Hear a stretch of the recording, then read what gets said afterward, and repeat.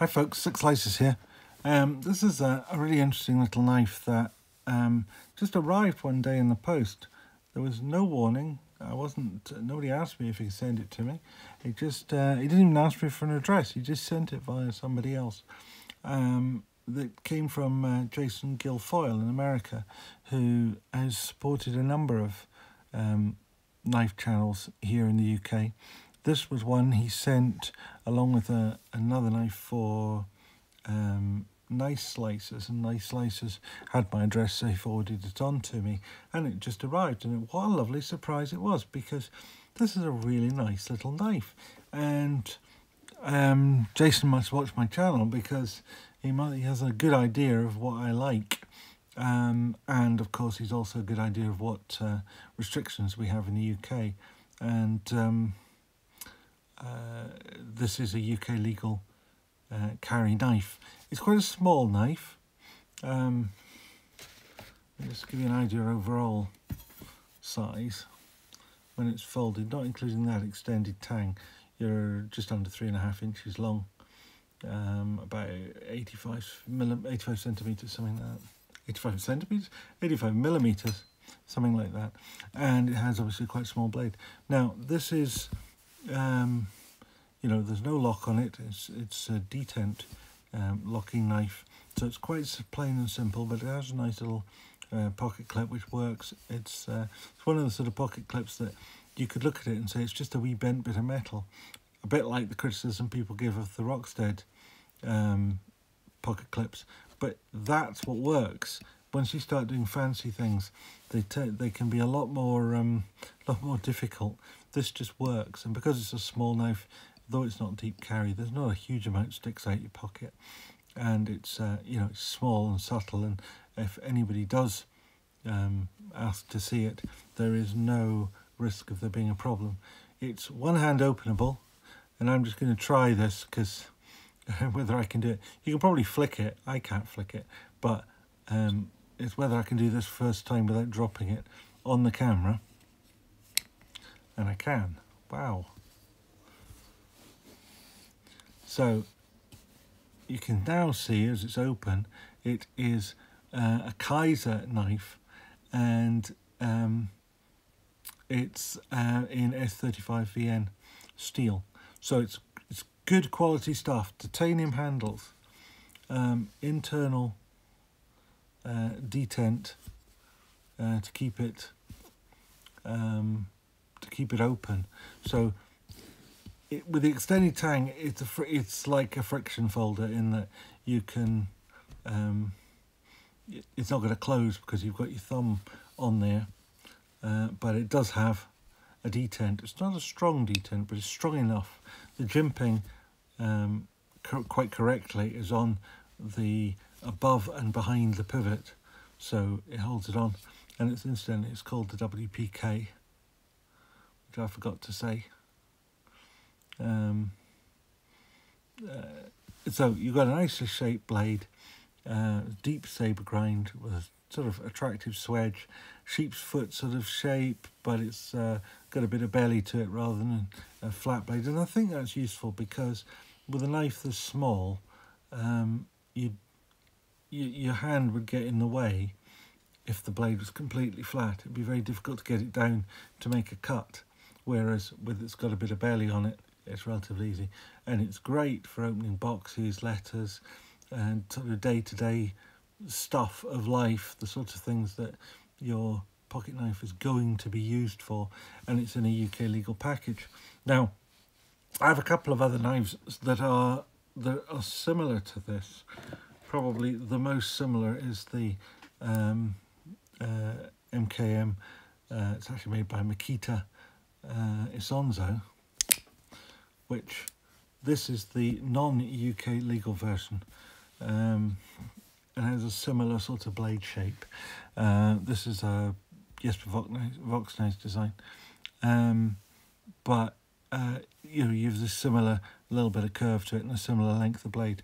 Where I think the Isonzo has an advantage is it has this front finger choil, which is very good for a small knife like this, because you get a little bit more for your hand.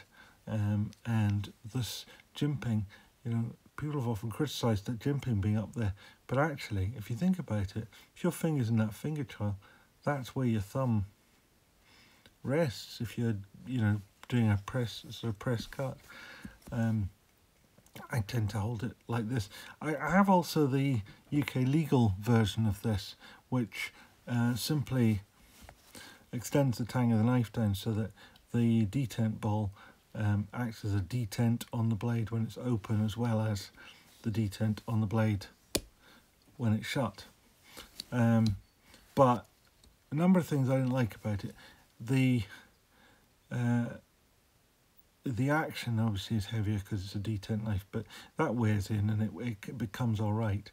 But what I really liked about this knife when I first got it was the colour scheme of the blue and the orange, and the Heine Haynes UK legal version is black G10, which is really harsh. They have a habit of doing this. They did it with the WPK, and they did it with they've done it with the Urban. They swapped this really quite, I mean, I don't know if it's smart or fancy, but it's utilitarian, it works. These plastic scales, they swapped them for G10, which has this rough texture to it, which means that getting the knife in out your pocket is a nightmare. It feels nasty in your hand. The blade action never feels quite as good as this, and you can't do that to open it. Now, this knife, for all it's tiny and whatever, is not UK legal because it, you know, of all crimes, it has a lock. But I think it's a very practical UK knife, and this takes that, makes it smarter with the titanium, and also makes it street legal. And this doesn't have the hassles that the Heine Haynes version does, and it also has the extended tang, which is useful for keeping it open, which the Heine Haynes version of this doesn't have. There's nothing to keep the blade open. The only way is by using that finger trial, which works. The other knife I have of this type is another Jesper Voxnaes design, and that is the Suru. Now this has a, like that, to get it to open. It does open if you do that. This is, I say, another Jesper Voxnaes design, another Maniago made knife, although it's made by Fox. They're also part of the Maniago knife makers as Makita. So again, Jason must have known I like these little knives. One thing I have always, although spoken out, said I don't like are the grey slabs of titanium.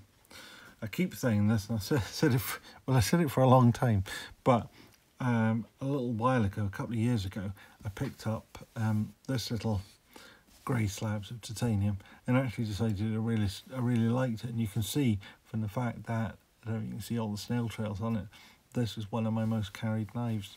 This is the West by Quiet Carry, and it's just a little simple slip joint knife, which I may have just cut myself. I have just cut myself with it. Damn. Oh well. It's a D2 blade, which is very sharp. It's like a little pocket scalpel, as you're probably about to see on the back of my index finger knuckle, because the blood's starting to come to the surface. But there we are. And you know, I really took to this knife. I thought it was a really good little knife. I then picked up the Kizer Zip Slip from Al at UK Legal Carry Knives. It's not quite the plain grey slabs of titanium, but it's you know, it's not far off. It's got this fluted finish to it, which I really like. Come to love that. And then if you ever want to go down the slabs of grey titanium, there it is, Chris Reeves Sebenza, Plain Jane, slabs of grey titanium. So obviously I have my views on these things have just changed over time, and I have come to appreciate the simplicity of the grey slabs of titanium. So let's move some of these out of the way. Now, as I said before, I showed you how long it was when it was folded. When it was folded. You've got a blade there length of 2¼ inches, 2¼ inches, something like that. An overall length of 5½ inches. So it's a nice small little knife, fits in your pocket, unobtrusive, not going to upset people in the office, I don't think. So as I say, it's one hand opening, one hand closing, which relies on two things: a detent system and an extended tang to make it work. Now, there are different types of different variations on this, and I have a few that kind of show examples of it. You know, from the very simple, true friction folders, like the Higanakami, which is genuinely, there is nothing to hold that blade open except the pressure of your thumb on that extended tang at the back. So I have a couple of those. Then you have the another friction folder that I have is the tack raise from Tops, which is a great knife, and it was one of these. I got this one from Al as well, actually, funnily enough, as well as the zip slip. He just didn't take to it, and I thought it looked incredibly ugly, and I borrowed it off him to review just because I thought, you know, I like to borrow things that I'm never going to buy. I ended up buying it off him because in fact, I think he said I could just keep it because he hated it, and I gave him something in return, but I gave him a Kizer, funnily enough, in return. But this is just true friction folder. There's nothing, there's no detents, there's no lock. The only thing that keeps it open is the fact that you've got the extended tang. You've also got a finger choil here, so that kind of works quite well too.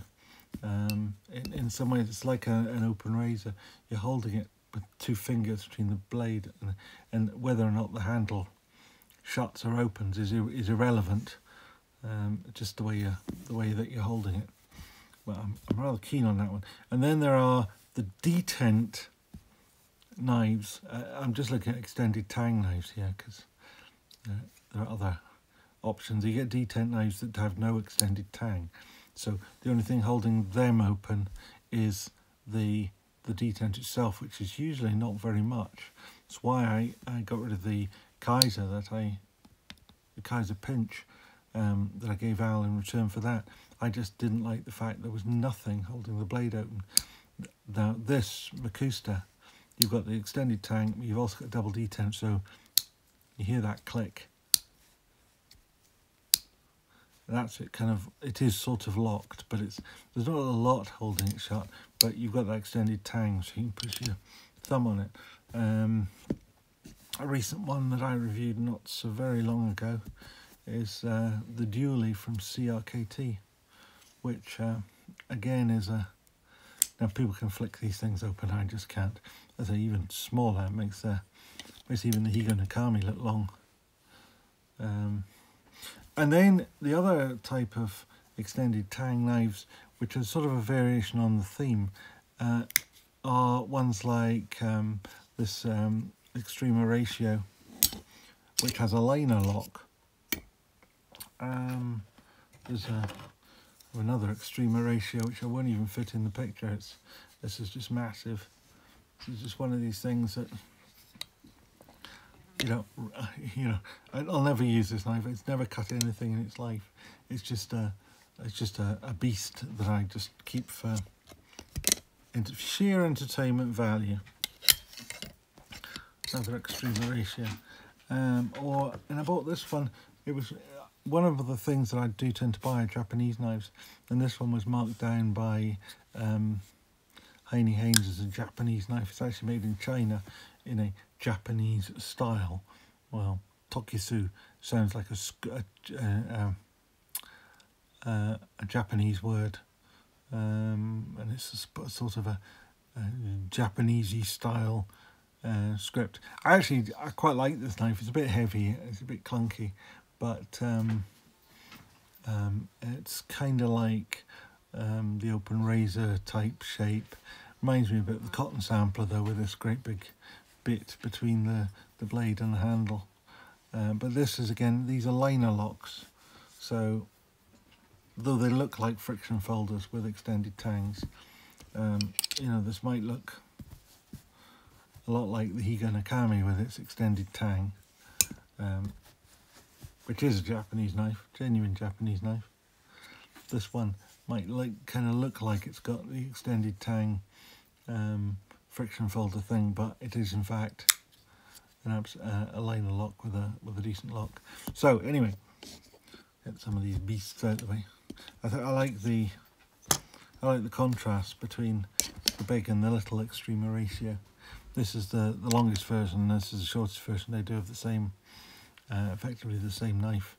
There's a few other differences other than size in it, but this is almost as long as a Sykes Fairbairn Commando dagger, and if your thumb is back here, the amount of blade you've got is almost the same as the 7 inches of the between the guard and the tip of the Commando knife.